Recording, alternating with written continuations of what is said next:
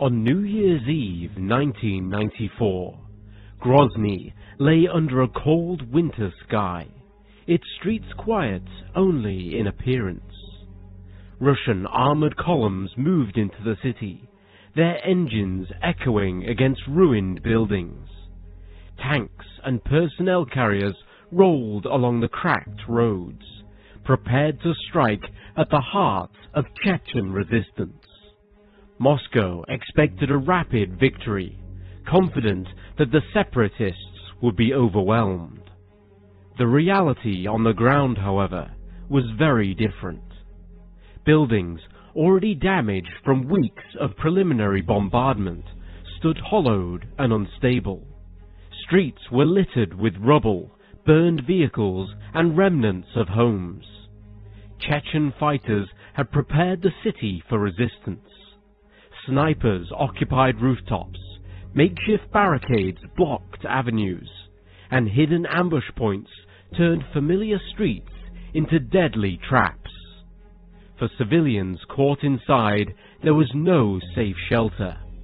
The noise of artillery and automatic fire punctuated the winter night, while smoke and dust filled the air, choking those who tried to move or hide. The Russian offensive would quickly become the bloodiest urban war fought by Moscow since the Second World War. Expectations of a swift, decisive battle were shattered as resistance held firm and the human cost mounted.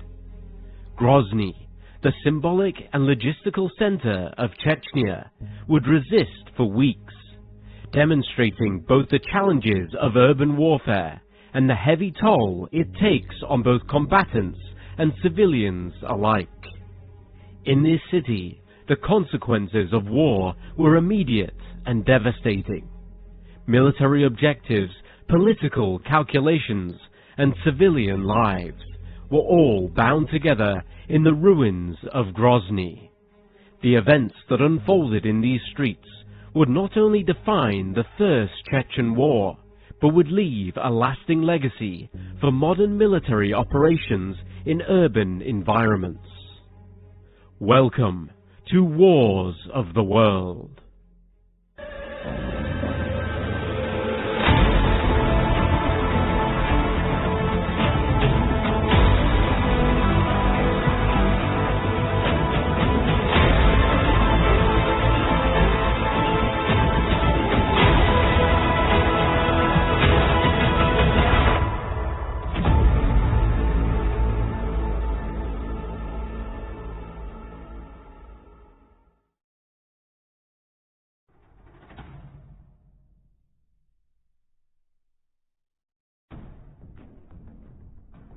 When the Soviet Union began to unravel in the late 1980s, no one could have predicted how violently the consequences would reshuffle power in the North Caucasus. Chechnya, long a restive region under Soviet rule, saw nationalism rise rapidly under the policies of Glasnost and Perestroika. In 1990, the All-National Congress of the Chechen People was formed, under the leadership of Joker Dudiev, a former Soviet Air Force general. As Soviet authority weakened, Dudiev's movement seized the opportunity. In October 1991, forces loyal to him took over the KGB headquarters in Grozny, along with the radio and television installations. On November 2nd, 1991, Dudiev's Congress declared Chechnya independent, the Chechen Republic of Ichkeria. Moscow, newly led by Boris Yeltsin, refused to accept this. The declaration was not recognized, and tensions escalated. The Russian government tried to assert its legal and constitutional framework over Chechnya, insisting that secession was unlawful, while Dudiev's government moved to establish independent institutions. The constitutional treaty offered in 1992 by Moscow to the various republics of the former Soviet space was rejected by Chechnya. Dudiyev's administration instead adopted its own constitution, flag and anthem, acting substantively as a state, even while many of its institutions were fragile and under-resourced. Meanwhile, Chechnya suffered internal strife. Non-Chechens, especially ethnic Russians, fled or were expelled.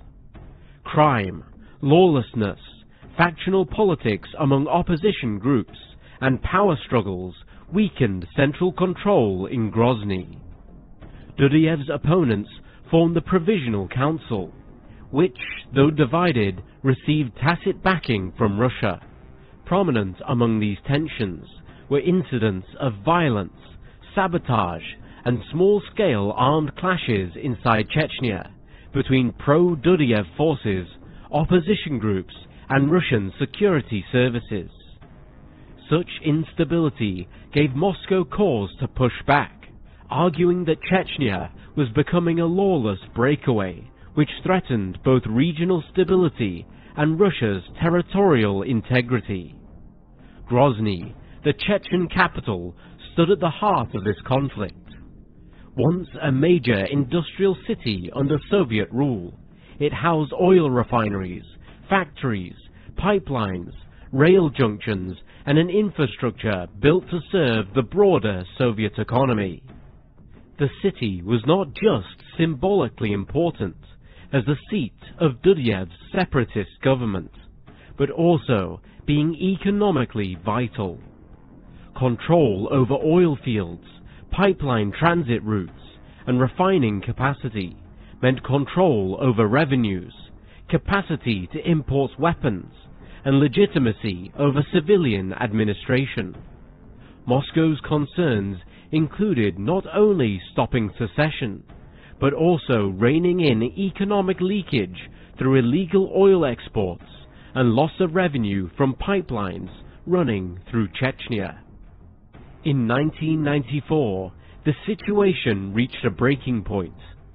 Russia, under Defense Minister Pavel Grachev, began to prepare for a military intervention.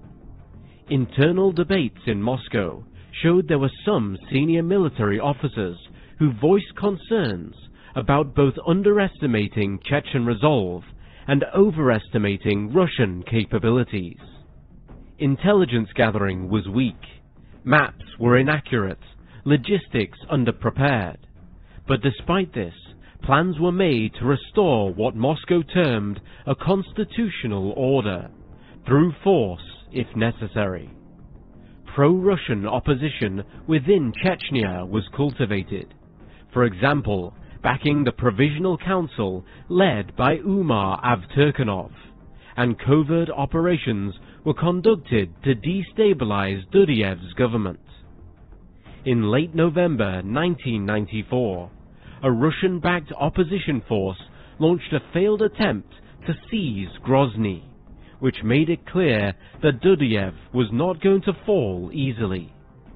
On the 29th of November, Yeltsin issued an ultimatum: disarm, release prisoners, and disband what Moscow called illegal armed formations. Dudiyev refused. Soon afterwards, orders were issued to prepare for a full-scale invasion.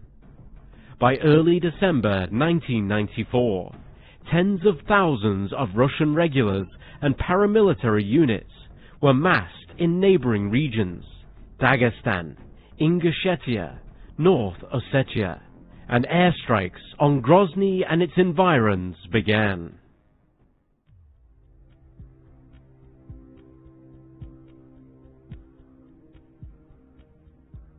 Russian forces launched their assault on Grozny late in December 1994, expecting a swift victory. On the 11th of December, a three-pronged ground advance towards the Chechen capital began, with columns moving in from the north, east and west. Their aim was to encircle Grozny, cut off supply and escape routes, and force Dudiyev's government into submission. One major axis was the 131st Motorized Rifle Brigade advancing from the northwest, supported by the 81st and 276th Motorized Rifle Regiments. Another advanced from the northeast under Rocklin's 255th, and a third from the southwest. The plan was for converging attacks to aim at key infrastructure, the railway station, major arteries into the city, and ultimately the presidential palace. These initial moves were preceded by heavy aerial and artillery bombardment.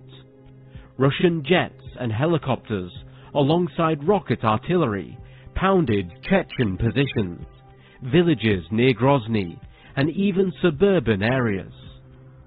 Civilians tried to flee or take shelter in basements, cellars, or underground shelters, but many remained in the city, trapped by lack of transport and humanitarian corridors. Human Rights Watch published a report in January 1995 describing Russia's bombing of the city.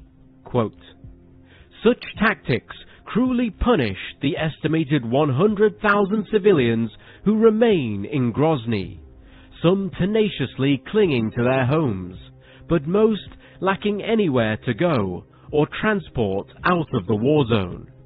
They have been reduced to a brutal, subterranean existence. Those who remain represent the most vulnerable segments of society, the old and feeble, the handicapped, the poor.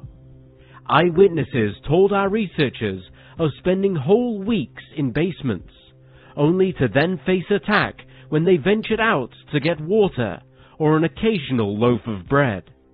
They described being burned out of a cellar because shelling ignited the floors above them. Russia's 5-week offensive has caused an estimated 350,000 displaced, an untold number of civilian deaths, and the destruction of a city once home to 400,000. End quote. As December turned into New Year's Eve 1994, the ground assault began in earnest. Russian armoured columns entered Grozny from several directions, supported where possible by Mi-24 attack helicopters, artillery and airstrikes.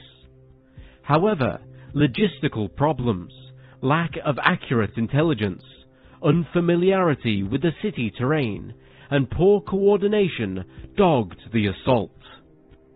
Some units, late or misrouted, found themselves isolated and exposed. Dense urban terrain of narrow streets, clusters of apartment blocks, and ruined or abandoned factories favoured the defenders. Chechen defenders made full use of every advantage. They blended into civilian populations, using sewers, cellars, tunnels and basements to move, hide, strike, and then vanish. They booby-trapped buildings, mined roads, barricaded avenues, then ambushed Russian armor at choke points. RPG teams operated from roofs or upper floors. Snipers picked off officers. Machine gun teams laid down suppressive fire. On New Year's Eve 1994, at around dawn, Russian forces attempted a decisive push towards the central railway station and the presidential palace. One prong of the attack was to approach the railway station, another down Pervomorskaya Street, while others were to converge towards the palace. The presidential palace itself, defended under the command of Aslan Maskhadov, was a primary objective. Chechen leadership apparently planned to allow the Russian armor to approach, then strike at them under the cover of darkness. What was intended as a fast and coordinated operation soon became a disaster for the Russians. Armored units, often lacking infantry support, advanced into ambushes in narrow streets. Bulldozers, APCs, and tanks all became targets. Russian units reported heavy losses. One brigade, the 131st Motorized Rifle Brigade, is widely cited as suffering catastrophic damage near to the railway station, many of its vehicles being destroyed or rendered inoperable in just the opening hours.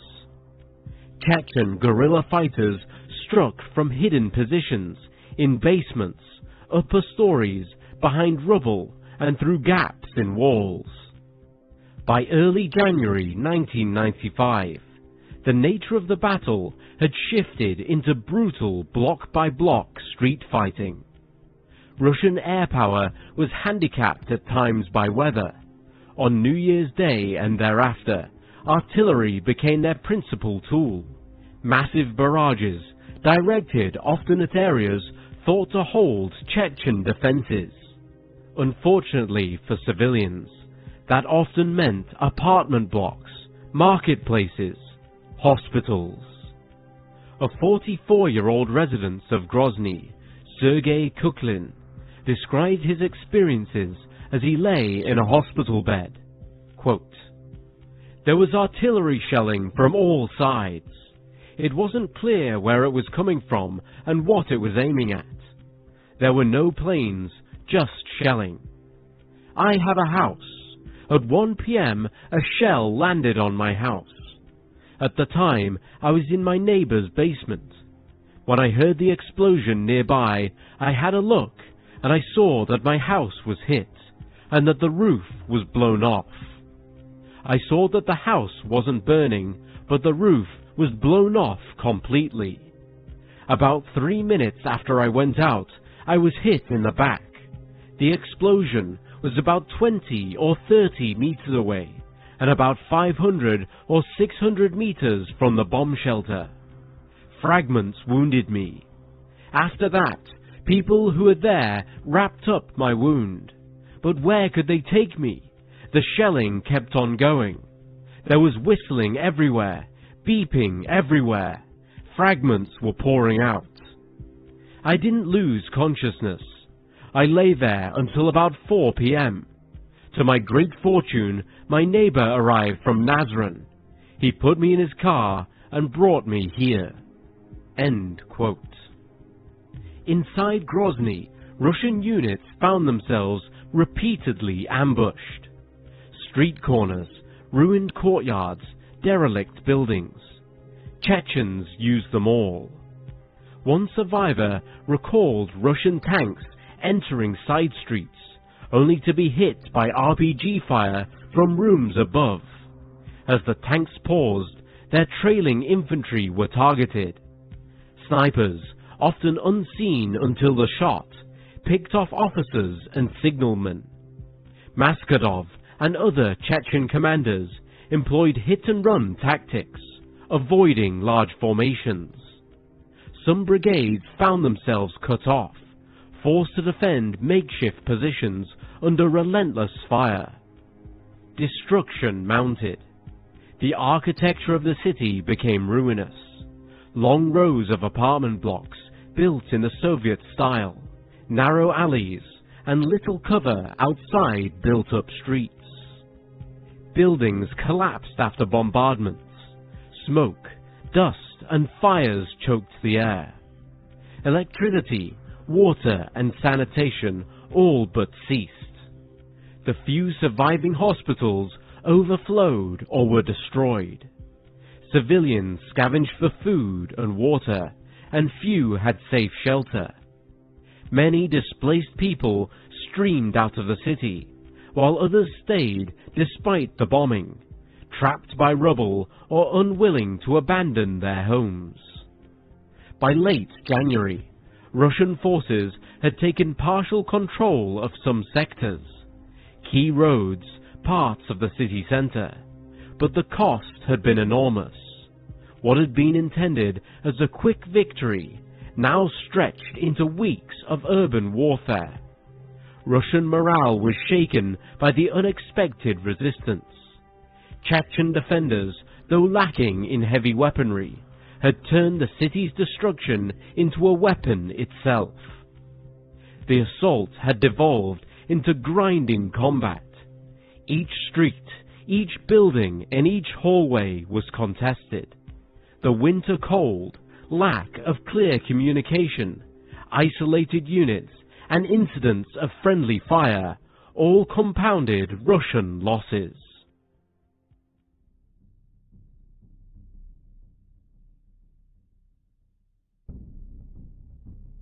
By February 1995, Russian commanders realized that Grozny would not fall by shock alone. The daring armored thrusts and helicopter inserts of late December and January had cost far more lives and vehicles than they ever anticipated, and they had failed to break the Chechen will. Instead, the Russians moved to a slow and grinding strategy: isolate sectors, tighten control over captured buildings, and apply overwhelming firepower to reduce resistance, one block, one building, or one corridor at a time. Russian forces shifted their focus to key strongholds. They systematically cleared the downtown area, the industrial zones, and then moved into the Minutka and Staropromyslovsky districts. The Council of Ministers building, a symbolic and tactical objective, was captured by mid-January after hand-to-hand combat, with the Chechens mounting repeated counterattacks to retake or at least contest it. Meanwhile, Russian bombardment never let up. Artillery barrages, rocket attacks, and heavy bombing made every advance costly. Civilian infrastructure turned into battlefields. Many residential blocks that had been Chechen defensive positions were reduced to rubble. The Russian tactic was attritional: deny supply, exhaust the defenders, and gradually degrade capacity to resist.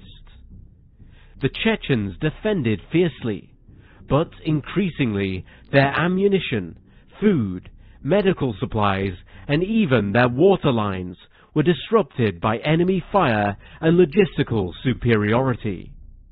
Within the Russian ranks, however, the cost was mounting both materially and psychologically. Armored vehicle losses remained high. Tanks and armored personnel carriers were regularly destroyed in ambushes or by teams of anti-armor units. Russian conscripts and even some contract soldiers complained of inadequate winter clothing, of having to fight in cold and damp buildings with the water and heating cut off. Command and control remained uneven. Units often became isolated after pushing forward, and communications were frequently severed by damage to infrastructure or by technical failures. Morale suffered, especially when expected rapid advances got bogged down into weeks of bitter, close-quarters fighting. By late February, Russian forces had seized the presidential palace. It was no longer an intact symbol of Chechen power, but a wrecked fortress, its interior gutted and its defenders forced to withdraw. From that point, momentum was decisively with the Russians.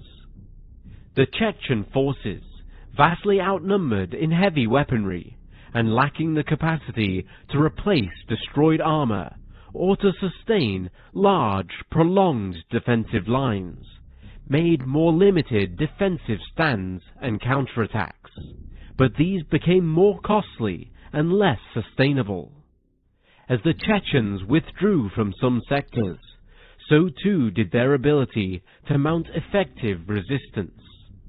The Russian perimeter expanded, supply lines tightened, and Chechen routes for reinforcement or resupply were progressively cut. On March 6, 1995, after nearly 10 weeks of relentless pressure, Russian troops finally declared Grozny fully under their control. The downtown, industrial and administrative core was theirs. Many remaining defenders either withdrew or were captured. The battle was over, though the city itself was a shell of its former glory. Yet the victory for the Russians was Pyrrhic indeed. Russian military losses were significant, even by liberal estimates. Some sources report that the Russian side admitted to about 1,834 soldiers being killed, 4,670 being wounded, and 96 more being captured, while Chechen claims and independent estimates suggest much higher numbers. The loss of armoured vehicles was also steep. Dozens of tanks were destroyed, and many more armoured vehicles were rendered inoperable. The 131st Maikop Brigade, for example, was nearly wiped out in some of the worst engagements around the central railway station. Only a fraction of its original force survived. Meanwhile, civilian casualties and suffering were even more severe. Estimates differ, but sources place at least 25,000 civilians killed during the Battle of Grozny, this including thousands of children. Some of the higher estimates, for example from historian Dmitry Volkogonov, reached 35,000 civilian deaths. Tens of thousands more were wounded, and many more were displaced. Homes, hospitals, schools, and basic services were destroyed. Water, electricity, and sanitation collapsed. Medical facilities were completely overwhelmed or ruined. Food supplies ran short, and bodies lay buried in mass graves or lay uncleared on the streets. Human rights violations during this stage were numerous. Observers reported indiscriminate shelling and bombing of civilian zones, not just military positions. Russian forces were accused of summary executions, detaining men randomly or by filtering checkpoints, torture, using civilians as human shields, and failing to distinguish between combatants and non-combatants in their targeting. Aisha Albogachieva was a former resident of Grozny who managed to flee to neighboring Ingushetia. He tried to organize a convoy to return to the capital in order to evacuate other civilians that were left behind, but they encountered a Russian Interior Ministry patrol, which stopped them and killed one of their drivers in the process. Aisha relates what happened, quote, "The soldiers didn't want to discuss it," meaning they're continuing. "They were all pretty drunk. I began to plead with them, but they started to search me very roughly. One of the drivers got out and shouted, 'You won't be able to reach an agreement with them. Let's go back.' One soldier swung around and said, 'Why can't we agree?' He then fired a burst from his automatic and killed that guy. His name was Ruslan. I didn't know his last name." End quote. At home in Russia, the reaction was mixed, but growing critical. State media continued to emphasize city achievements, liberation of strategic zones, symbolic victories, such as the presidential palace, the council of ministers, and the railway station. But Russian society was weary. Following the conflict, General Lev Rokhlin, the commander of the unit which seized the palace, was offered to be decorated with the Order of the Hero of the Russian Federation, the highest honorary title in the Russian military. But he refused, saying he saw nothing glorious in, quote, "fighting a war on my own land." End quote.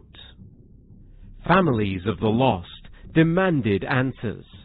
Human rights activists, including Sergei Kovalev, spoke of unimaginable catastrophe and moral disaster. International bodies pressed for access and investigations. The damage was visible, not just physically, but also politically. Trust in military competence was shaken. The cost in lives and finances became a central question. In the final count, the Russians had captured Grozny and disrupted major Chechen military infrastructure. But the cost, in human lives, in morale, and in physical destruction, was vast.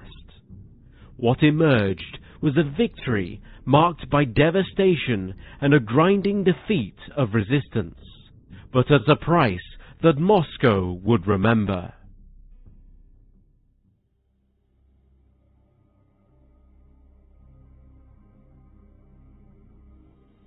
After the Russians declared victory in Grozny in March 1995, the city lay in ruins and Chechen resistance went underground. But the battle was far from over. As the winter turned to spring and the months passed, Chechen fighters regrouped in the mountains and in the ruins of towns, adapting yet again. Officials in Moscow, including President Boris Yeltsin, saw the growing cost in men, materiel, and domestic unease, mounting into a political burden. The stage was now set for a renewed push by the Chechens in the summer of 1996. On August 6, 1996, Chechen forces under commanders like Shamil Bazayev and Aslan Maskadov launched a bold offensive to retake Grozny, often called Operation Jihad, or the 1996 Battle of Grozny. With roughly 1,500 fighters, they infiltrated the city from multiple axes, bypassing many Russian checkpoints and striking at military and administrative installations in Grozny. Russian garrisons, estimated at between 7,000 to 12,000 troops, were caught off guard. The Chechens encircled many outposts, cut off supply routes, and sparked panic among pro-Moscow forces. Russian attempts to send reinforcements or armor into Grozny were repeatedly ambushed, with columns losing tanks and personnel carriers. Within mere days, the Chechens held control over large swathes of the city, or at least they denied free movement to the Russian forces. Many Russian units were trapped, demoralized, or forced into defensive pockets. Meanwhile, civilians in Grozny, already suffering, now faced renewed violence and chaos. The capture of Grozny by Chechen forces shocked Moscow and forced a political reckoning. Negotiations resumed, mediated in part by figures such as Alexander Lebed, Russia's then Security Council secretary. These dialogues culminated in the Khazavyurt Accord, formally signed on August 30th, 1996, between Lebed and Maskadov. Under its terms, Russian forces were to withdraw from Grozny. Federal troops were to pull out of Chechnya by December 31st, 1996, and joint bodies were to be formed to maintain order and prevent looting in liberated areas. The question, however, of Chechnya's ultimate legal status, including their independence, was postponed until the end of 2001. For a few years, this settlement brought a fragile peace. Grozny was now under Chechen control, though being very badly damaged. Maskadov became the elected president of the Chechen Republic of Ichkeria. Efforts were made to rebuild, to restore schools, basic infrastructure, and local governance. Yet the ceasefire never meant complete stability, and lawlessness remained widespread. Warlords operated in the countryside, kidnappings, abductions, and internal rivalries persisted. Russia, for its part, continued to economically isolate Chechnya, and periodically launched cross-border raids. The federal government did not formally recognize Chechen independence, and nor was it recognized internationally, and many within the Russian political and military establishment viewed the Ksaviot Accord as a pause and not a peace. Those tensions erupted again in 1999. In August, militants from Chechnya crossed over into Dagestan, attempting to establish autonomous Islamist influence, which Russia used as casus belli to relaunch full-scale operations. Heavy airstrikes were followed by ground incursions. By late 1999, Moscow declared that Chechen authorities had lost control of the situation, and thus began the Second Chechen War. Among its early and decisive events was the Second Battle of Grozny, from December 25, 1999 to February 6, 2000, in which Russian forces laid siege to the capital. The assault was yet again characterized by overwhelming firepower, strategic bombardment, and extensive destruction.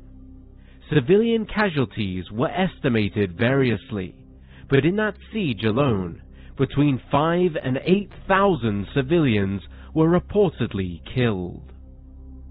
The Second Battle of Grozny did not rewrite everything established by the First War, but it reinforced many of its harsh lessons.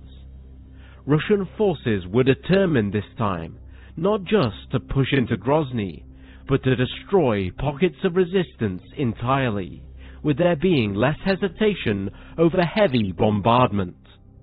Chechen fighters, far fewer in number and with diminished resources, nonetheless resisted fiercely.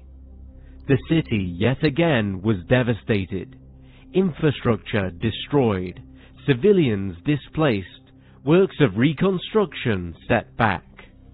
By early 2000, Moscow had reasserted control over Grozny and instated a pro-Moscow administration, though insurgency and guerrilla actions continued for years afterward.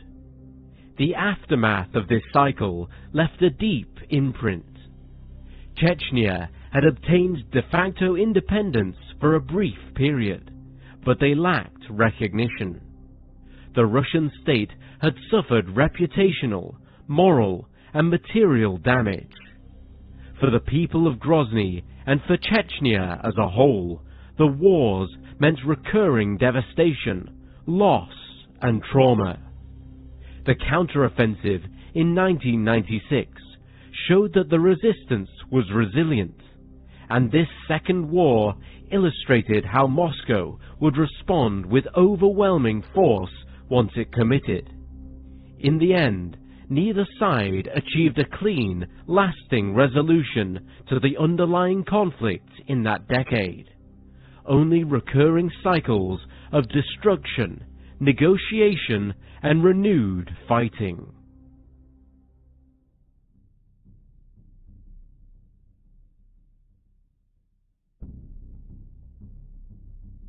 Chechnya today presents a paradoxical image. While the region is officially part of the Russian Federation, it operates with a significant degree of autonomy under the leadership of Ramzan Kadyrov.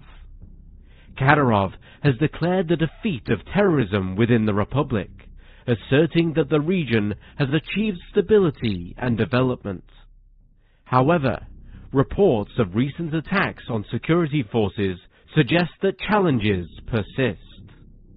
Despite this, there are some international actors, such as Ukraine, who recognize the Chechen Republic of Ichkeria as temporarily occupied by Russia in 2022. The First Battle of Grozny profoundly impacted Russian military doctrine.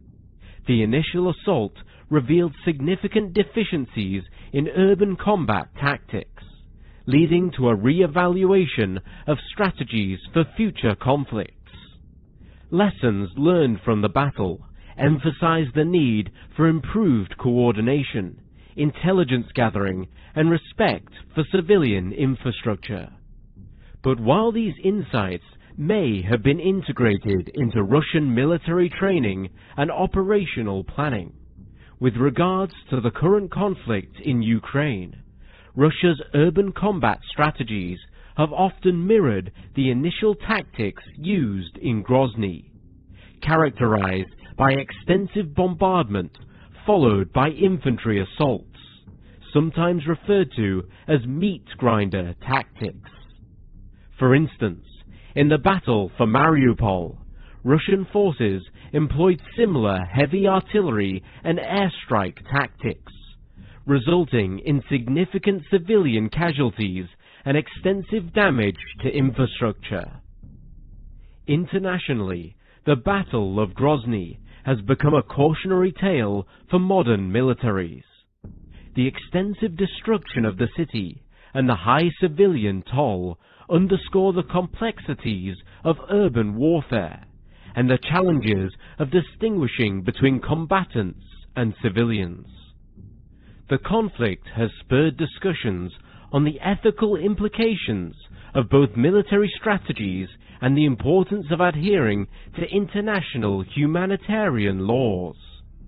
Military analysts and historians often reference the battle to highlight the necessity of adapting tactics to the urban environment and the unpredictable nature of such engagements. The Battle of Grozny serves as a poignant reminder of the devastating consequences of urban warfare. Its legacy continues to shape military strategies and policies, emphasizing the need for careful planning, respect for civilian lives, and adaptability in the face of complex combat scenarios.